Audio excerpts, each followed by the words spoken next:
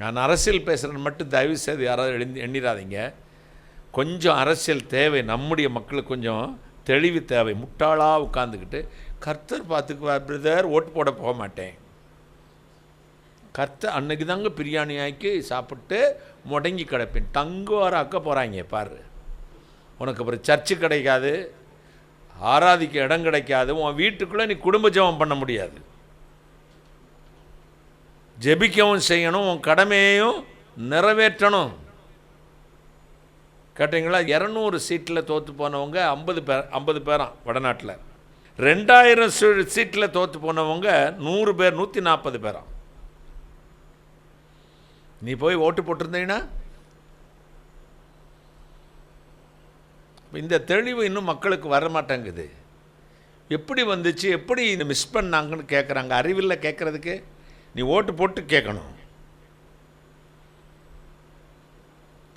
பதவி ஆசை பிடித்தவர்கள் எப்படி வேண்டுமானாலும் ஜெயிப்பார்கள்.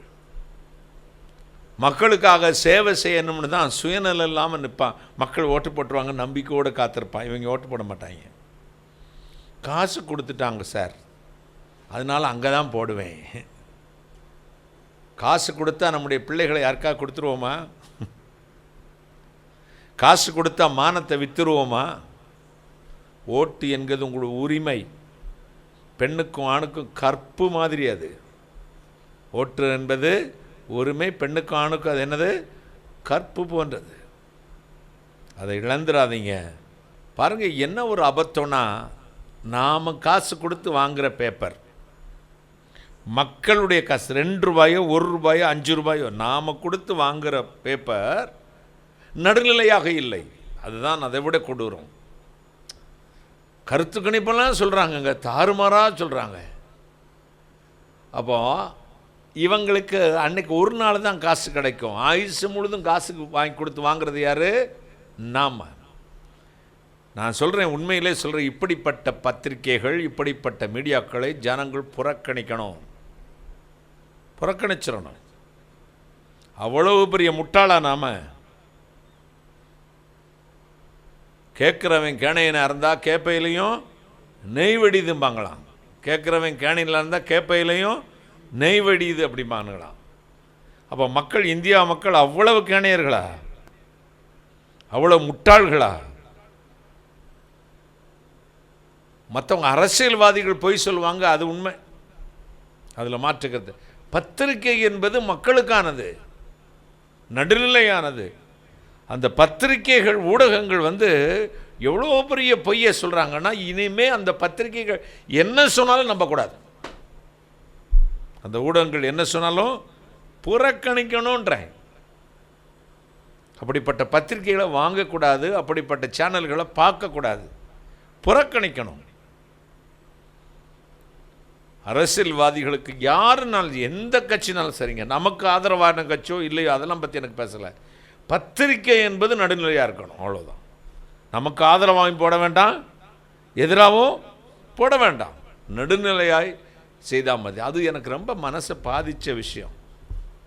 அரசியல்வாதிகளை நான் ரொம்ப நல்லவங்களை நிறைய பேரை பார்த்துட்டேன், கேள்விப்பட்டிருக்கிறேன், போதிக்கப்பட்டிருக்கிறேன். எங்கள் வீட்டுக்கெல்லாம் பெருந்தலைவர் காமராஜர் ஐயா வருவார்கள். என் தாத்தாவோடு இருந்து அங்கே தான் தங்கி அவர்களோடு தான் ஃபோட்டோலாம் எடுத்து என் கிராமத்தில் எங்கள் அப்பா வீட்டில் இருக்கும். அடுத்து அமைச்சர் கக்கன் அவர்கள், அடுத்த நிறைய தலைவர்கள், பெரிய பெரிய பெருந்தலைவர்கள்லாம் வந்தார்கள். மக்களோடு மக்களாக இருந்தார்கள், பேசினார்கள், பழகினார்கள். அதுக்கு பிறகு வந்தவர்களும் அவ்வளோ சுயநலமிக்கவர்கள். ஏன் இப்போ சொல்கிறேனே, நம்முடைய நாட்டில் நம் கண்காங்க வாழ்ந்தவர்கள்,